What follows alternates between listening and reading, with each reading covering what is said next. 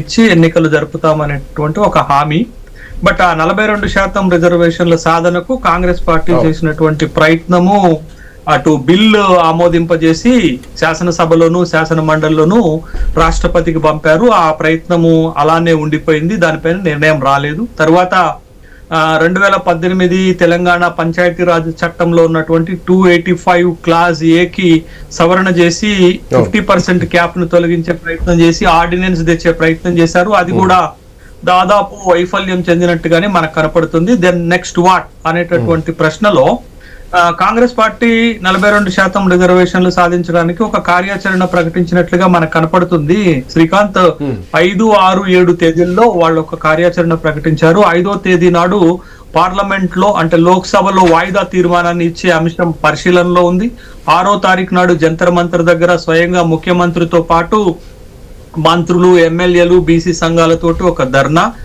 తర్వాత 7వ తారీఖు నాడు రాష్ట్రపతిని కలిసేటటువంటి ఒక ప్రతిపాదన. తర్వాత 4, 5, 6 తారీఖులలో 72 గంటల దీక్షకి కె కవిత గారు పిలుపునిచ్చినటువంటి సంఘటన చూసాం.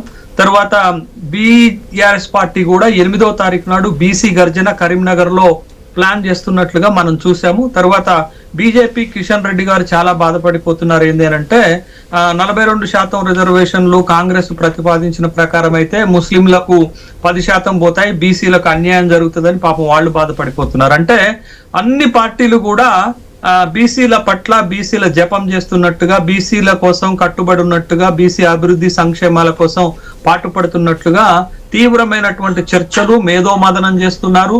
రిజర్వేషన్ల సాధన కోసం ఇక నడుం బిగించి కొంగు నడుముకు జుట్టి పోరాడేటటువంటి కార్యక్రమాలు ప్రకటించినందుకు సంతోషము. ఇక్కడ అందరూ కూడా నవరస నటన సార్వభౌములే. ఎందుకంటే వీళ్ళందరి చరిత్ర, ఈ పార్టీల చరిత్ర చూస్తే గత చరిత్ర ఎంతో ఘనకీర్తిని కలిగినటువంటిది వీళ్ళందరిది. ఏదో ఒక దగ్గర ఎక్కడో ఒక దగ్గర బీసీలకు నష్టం చేసిన వాళ్లే, బీసీలకు అన్యాయం చేస్తే చూస్తున్నటువంటి వాళ్లే.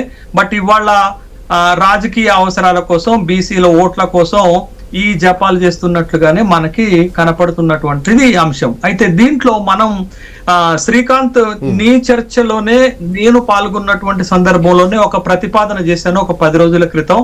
నిజంగా కాంగ్రెస్ పార్టీకి చిత్తశుద్ధి ఉంటే ఒక ప్రైవేట్ బిల్లు 50 మంది ఎంపీలతోటి లోక్సభలో పెట్టండి, దేశవ్యాప్తంగా చర్చ జరుగుతుంది అన్నాను. సంతోషం, కాంగ్రెస్ పార్టీ 5వ తారీఖు నాడు లోక్సభలో వాయిదా తీర్మానానికి ప్రైవేట్ బిల్లుకి పెద్ద తేడా ఉండదు.